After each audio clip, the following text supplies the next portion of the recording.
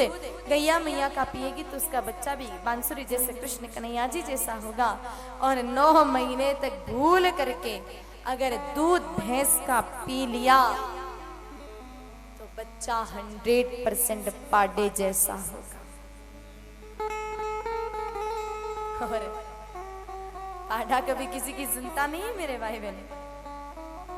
वाहन लेके आप भाइयों सड़क से गुजरना, बीच सड़क में गाय माता बेल भगवान भैंस और पाडा ये 4 आपको दिख जाए, हॉर्न बजा, हॉर्न की आवाज सुनते गाय माता बेल भगवान एक तरफ हो जाएंगे, बाकी वो भैंस और पाडा किसी की सुनने वाले नहीं है। आप उसको हल्के से टक्कर लगाओगे कि गाड़ी छूते ही ये भैंस हट जाएगी तो भी नहीं हटेगी, उल्टा वो पीछे मुड़कर देखेगी और कहेगी जा भाई जो करना है सो कर ले, बाकी मैं हटने वाली नहीं है। अब विचार करना मेरे भाई बहनों कि जो भैंस किसी की नहीं सुनती, ऐसी भैंस का दूध पीकर के माताओं आपके बच्चे भी आपके सुनने वाले नहीं है।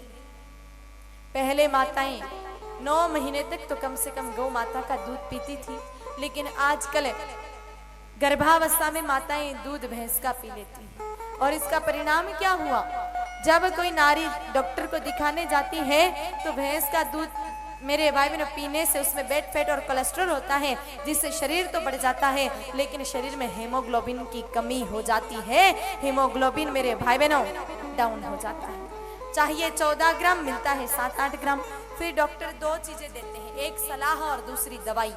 दवाई की बात करें तो रक्तवर्धक दवाइयों में मेरे भाई बहनों 2 दवाइयां बहुत प्रसिद्ध हैं, जिनका नाम है डेक्सोरेंज और दूसरी है आर्बिटोन।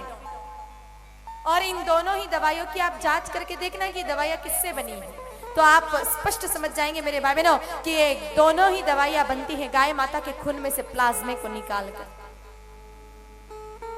अब एक तरफ तो कोई नारी गर्भवती है, विचार करती है कि मैं रामकृष्ण जैसे बच्चे का जन्म दूंगी, और दूसरी तरफ वही नारी गर्भावस्था में गाय माता के खून के द्वारा बनी हुई दवाइयों का उपयोग कर रही है। बोलो गैया का खून पीकर कोई रामकृष्ण आएंगे क्या? नहीं आएंगे मेरे भाई, फिर तो रावण और कंस जैसे राक्षस ही आएंगे। इसलिए माता कम से कम 9 महीने तक दूध गाय माता जी का पीना चाहिए। और इन सारे नियमों का पालन 9 महीने तक प्रत्येक नारी को करना चाहिए, क्योंकि आज हिंदुस्तान को पुत्र की आवश्यकता नहीं, आज आवश्यकता है हिंदुस्तान को पात्र की। मेरे भाई बहनों संख्या की बात करें तो 135 करोड़ से ज्यादा की आबादी हो गई है हिंदुस्तान की, इसलिए अब पात्र चाहिए जिसमें ये पात्रता हो कि वो राष्ट्र की सेवा कर सके, जो धर्म को मेरे भाई बहनों समझ करके और धर्म पथ पर चल सके। ये पात्रता होनी चाहिए, ऐसे बच्चे होने चाहिए, और ये काम सिर्फ और सिर्फ माँ कर सकती है।